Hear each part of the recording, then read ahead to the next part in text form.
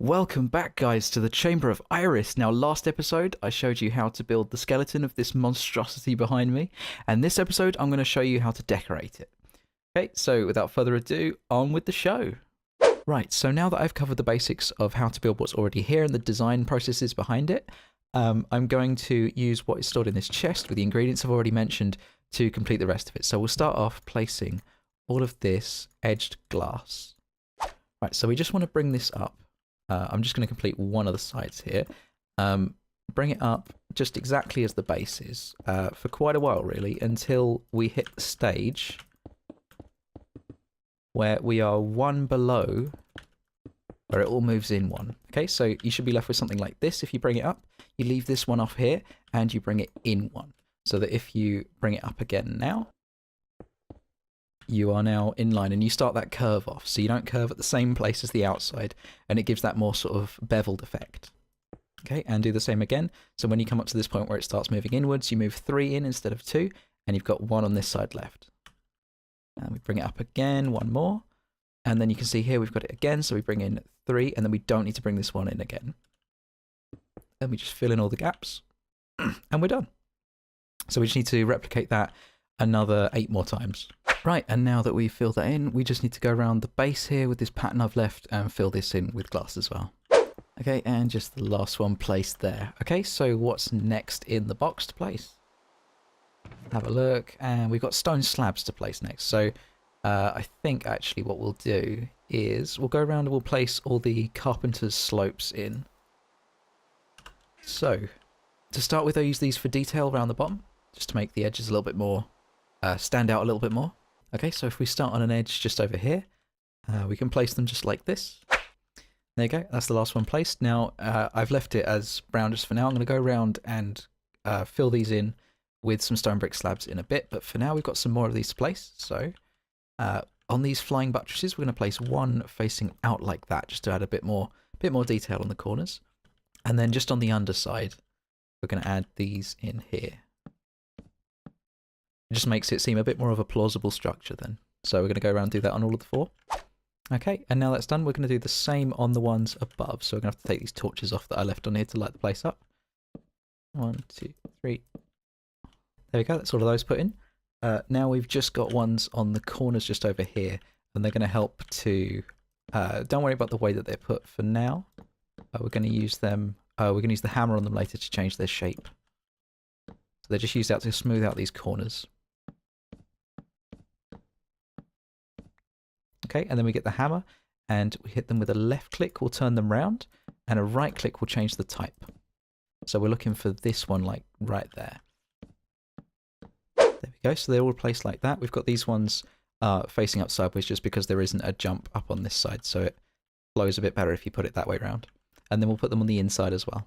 There we go, when it's done, it should just look something like this. So it's nice and smoothed out on the inside, and we've also got the same smoothing on the outside. Now I'm going to go around and do the other 4, and I'll cut back in when I've done them. Right, so now that we've done that, we're going to head up to the top, and we're just going to round off this stone bricks across the top. Okay, and so with that, you can see exactly where all of the detailing pieces go, and roughly what shapes they're in. So just on the inside, I'll show you. You just got to bring them to these upward-facing sort of quarter pyramids. Yeah, we'll call them that. Okay, so on to the next piece of the puzzle. I think next we're going to place our packed ice. I had to go to a, what's it called? A snowy, one of the snowy biomes for this. An ice plains, that's it. So I had to go to an ice plains to mine this with a silk tuck pickaxe, but any odd ice will do. I just recommend packed ice because it doesn't melt when you put it next to torches. So we're just going to place this in the spiral pattern that we left ourselves. And the purpose of this really is that when people come running over it, it makes it movement a little bit more tricky in the arena. Most of the stuff in here is designed to make it harder for people to move around so easily. Okay, and there we go, the last piece going in there. You can see that we've got a really good spiral going on. If I fly up to the top and look down on it, there you go, you can see the spiral quite nicely there. Now we're going to take some of our stone bricks that we've got left over, of which there's quite a few, and fill in all of these. So we go over to every single one of these carpenter's blocks and apply the texture to it. And there we have it. All of the decorative pieces have had the stone applied to them. We're going to take the half slabs next. I'll just put this stone away. We'll take these half slabs and we're going to add some more detailing around the edges. So one nice feature of these carpenter's blocks is when you have a nice flat surface like this, not these diagonal sides, but when you've got a flat surface that would be against a block, if you get another block and you right click on it, it adds like a little extra skin to it. So you can add these really nice little detailing pieces on the edge that don't add any extra height, but do change the color. So there we go. We're just going to do that all the way up on all of the flying buttresses, just like this. Okay, repeat that 4 times and we'll be on to the next bit. Right, so with all that completed, we're going to start on our crenellations around the edge. To give the edge a bit more definition and make it harder for people to just straight run off, we're going to make it a little bit taller with these half slabs, just in a 1-2 pattern all the way around. There we go, that's the entire ring completed.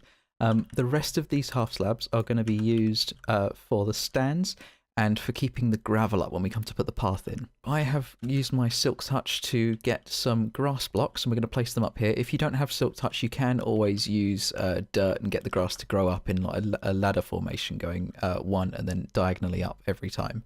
And you can bring it up here like that. But if you have a Silk Touch, it speeds the process up a lot more. We're going to go 1 layer around the edge to start with. And then once we've done that, 1 layer around the inside. And now we're going to make the pattern on the inside go 1, 2, 3, 4, 5 across on there. I'm going to drop down to 1 width, and then we're going to keep it at 2 width, keep it at 2 width, and then make it a zigzag path. Make it 2 width, 2 width, 1, 1, 2, 3. Oh. 3, 4, 5, 1 width, 2 width again, and there we go. So that's the inside done. And then the outside is mostly going to be a 2 width all the way around. So we'll start on this side. Make sure you're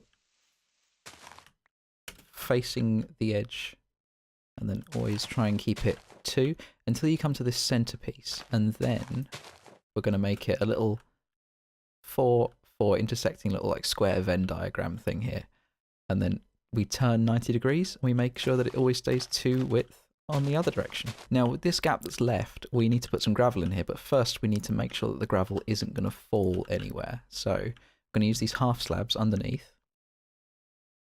And we're just going to go over from this side of the dirt to this side of the dirt, filling in the whole thing. And right, now that we've got that complete, we can go around and fill in all this gap with the gravel without it falling to the floor. And there we go, that's the path finished around the edge.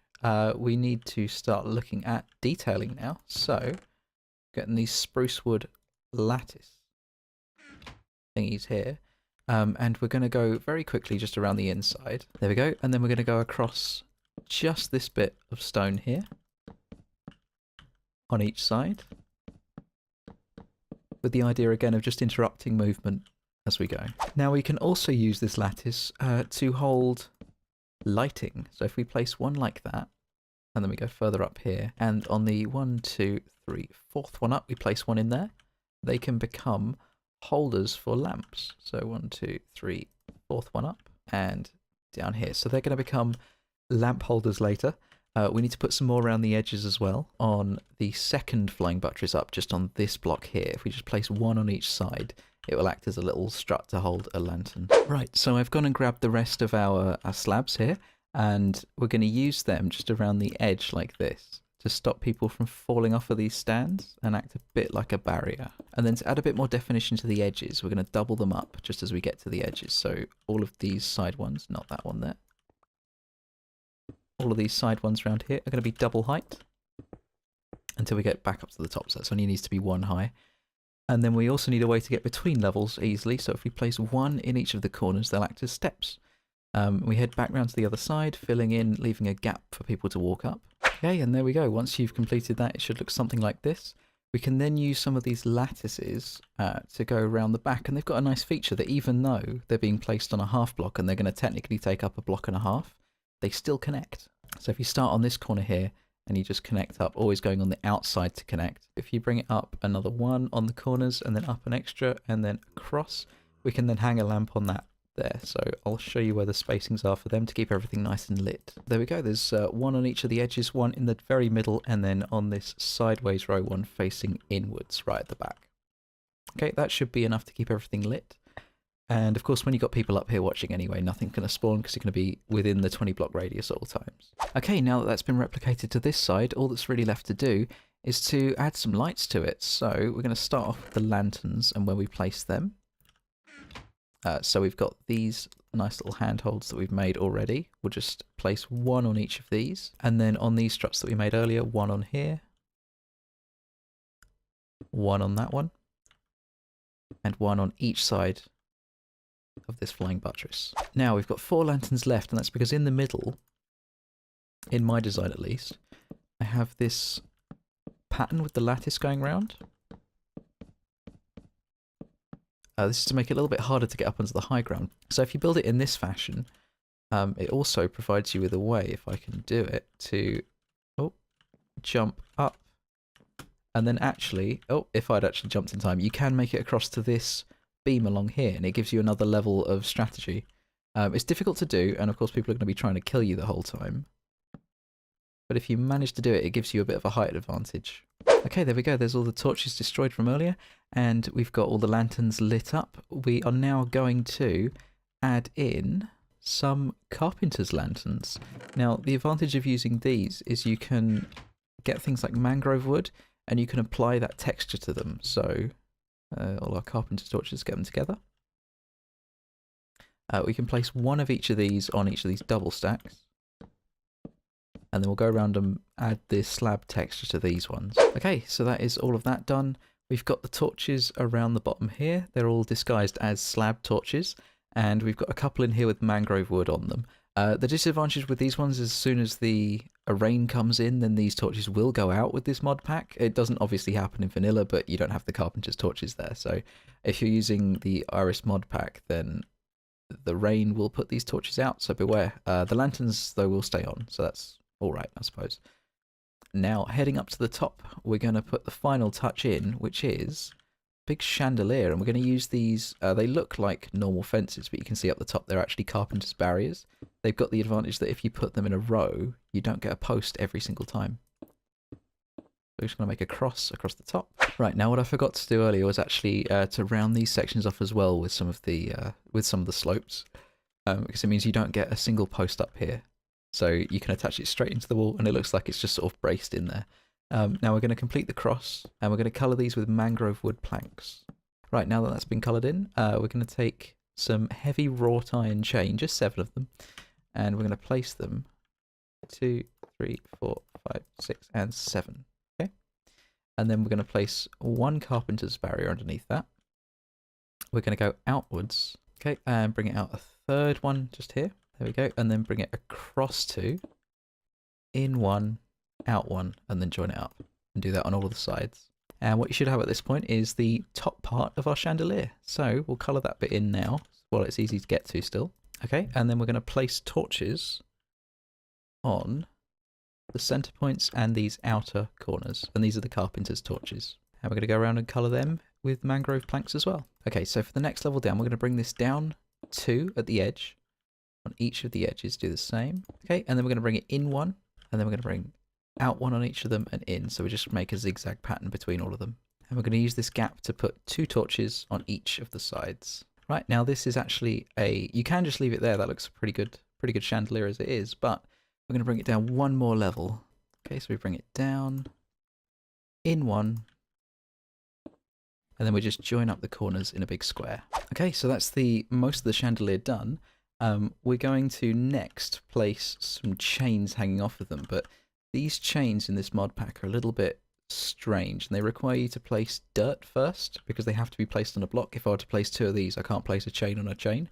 So I'll do that first, then I'll just show the process of putting it all together. So we've got our chains all planned out here. We're going to take the bottom pieces down here and place them just on the bottom of these dirt stacks. Okay, we're going to go up 1 by 1, breaking the dirt as we go, placing one, breaking the next piece of dirt.